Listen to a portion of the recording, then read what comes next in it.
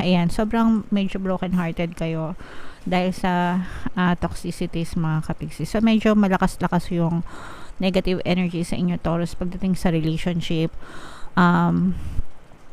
Yeah, so stress, toxicities, broken hearted mga kapiksi, na talagang kumbaga parang ramdam na ramdam nyo yung emotional pain, yung mga paghihirap na inyong may experience sa relationship na ito, guys. Okay, so yung iba sa inyo parang hindi kayo makatulog, yung iba sa inyo parang paulit-ulit nyong naiisip, no? Hindi.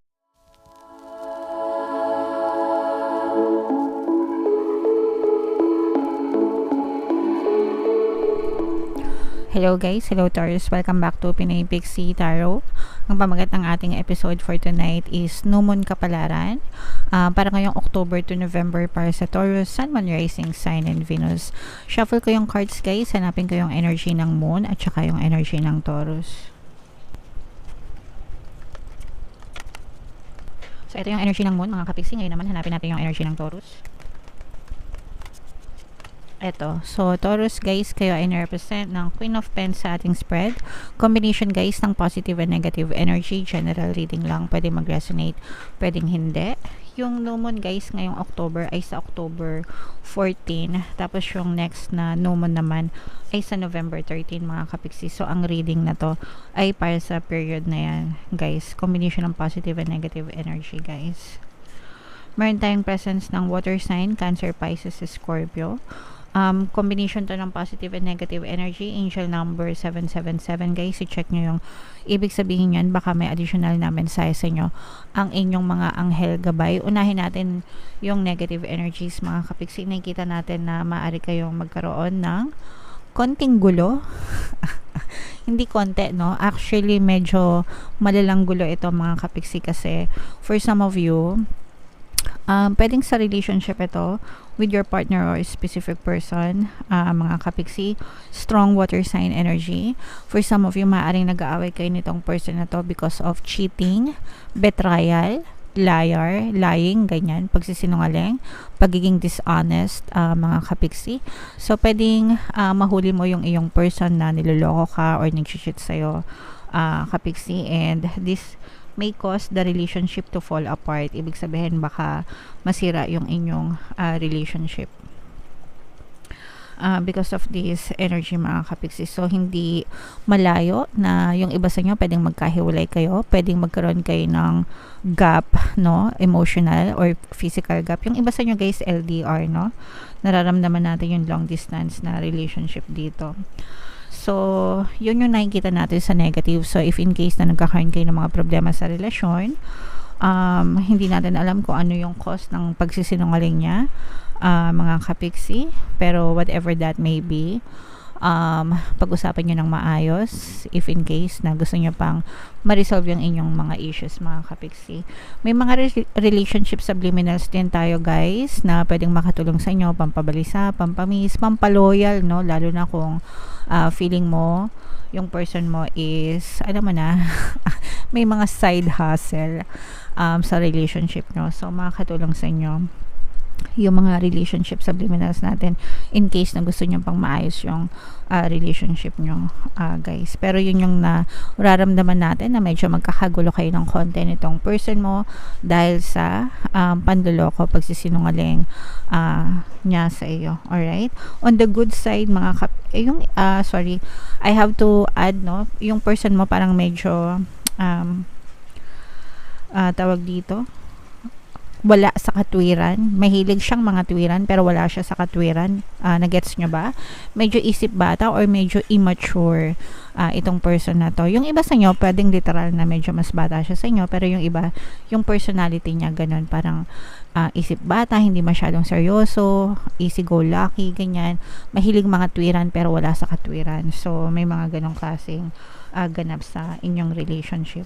On the good side naman guys, maganda naman yung inyong energy pagdating sa kaperahan, kasi nakikita natin na kung kayo ay nagkaroon ng mga problema sa kaperahan, nakaka-recover na kayo mga kapiksi, and right now parang yung mga itinanim nyo before, yung mga efforts nyo, yung mga pagsisikap nyo, and pagtsatsaga nyo sa buhay, nararamdaman nyo na unti-unti nang nagbubunga yung inyong mga pagsisikap pagdating sa kaperahan, mga kapiksi.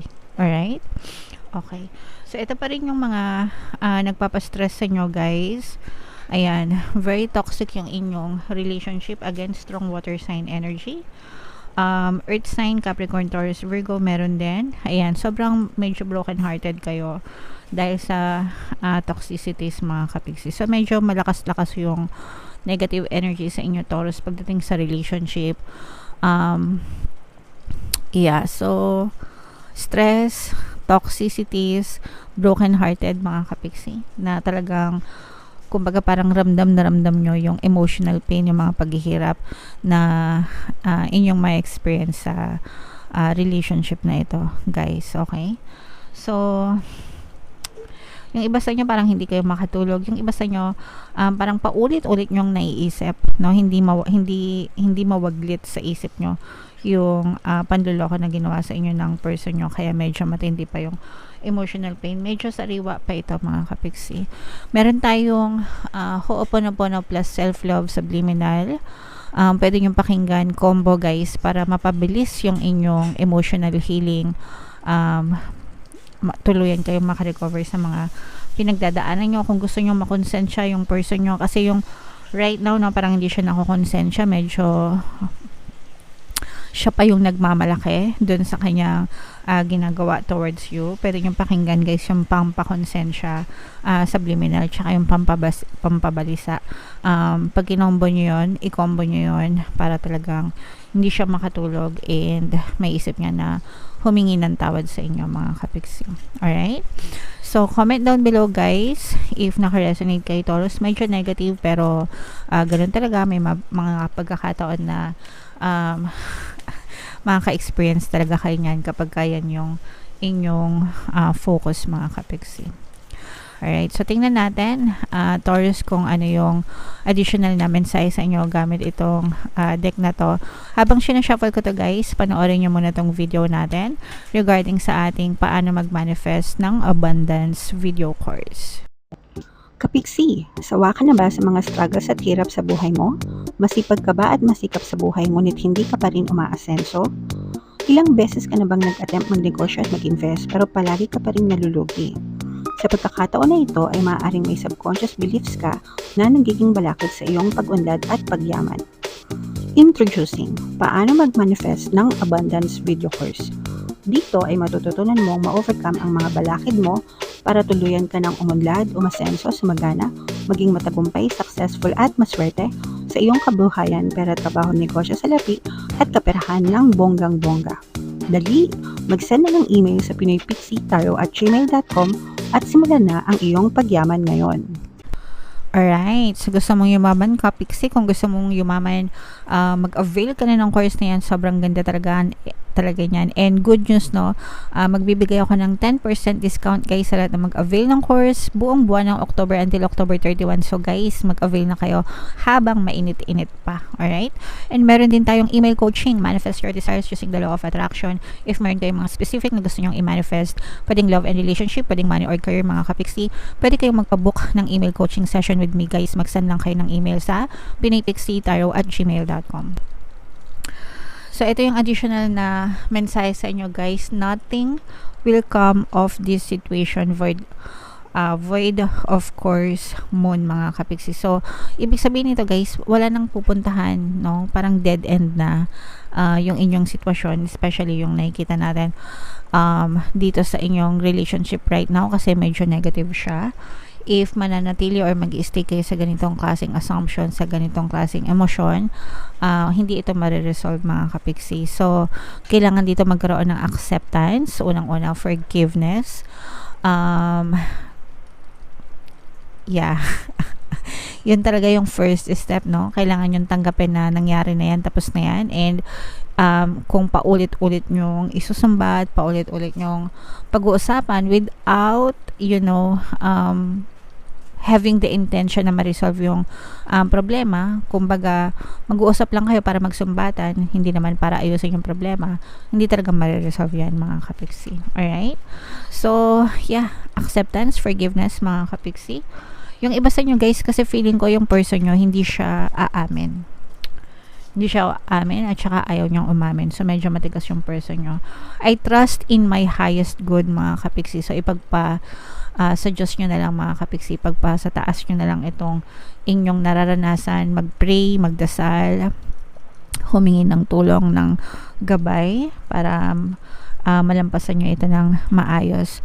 The chances of something are diminishing, no? So, ibig sabihin, medyo nawawala na talaga. Kaya nakikita natin na yung iba sa inyo, guys, meron strong energy dito na maaaring mapunta sa hiwalayan, no? If in case, kasi medyo malala talaga yung energy. Mga kapiksi. Something better maybe around the corner. So, pag may nawawala, may dumadating, guys. Okay? So, malay nyo, diba, pagka nakawala kayo dito sa relationship na to and then sa person na to, tsaka dumating yung talagang Prince Charming mo or princess mo, Disney princess mo. Alright? Believe that you will get what you need, whatever it is, mga kapiksi. Always remember that everything is changeable and malleable. You can be, do, and have anything that you want. So, dito sa relationship na to, at least dito sa spread na to, no, nagpo-focus ako sa spread, guys. Kung gusto nyo ma-resolve, pwede. Kung gusto nyo matapos, pwede. Depende yan sa kung ano yung desire nyo, mga kapiksi. Pero kailangan kung ano yung desire nyo, kung ano yung gusto nyo, doon mas nakafocus yung attention nyo para yun yung mag-replicate or ma-push out sa inyong 3D or sa inyong physical reality. So, medyo kailangan nyo yan ng disiplina. Surrender to the divine, guys, no? Ipagpasa Diyos nyo ang lahat, sabi ko nga kanina. Take time out, meditate, and contemplate. So, magpahinga. Kasi yung iba sa inyo, guys, ito, sobrang stress kayo. Masyadong kayong maraming iniisip mo. Masyadong maraming bumabagabag sa inyo. Paulit-ulit, stress, worries, anxieties. So, kailangan nyo mag-meditate, kailangan nyo kumalma. If mayroon kayong time na mag-travel or mag-unwind or mag-leave sa trabaho para lang makapagpahinga kayo, do so, mga kapiksi. Para sa inyo rin yan. Alright? Okay, so comment down below, Taurus, if naka-resonate kayo. Guys, ito yung ating 2024 kapalaran. If in case hindi nyo pa napapanood, panoorin nyo na. Super nice, super ganda. And ito naman yung ating success stories ng paano mag-manifest ng abundance video course. Thank you for liking, sharing, and subscribing, mga kapiksi, and see you again next time. I love you all, guys. Have a nice day. Bye-bye.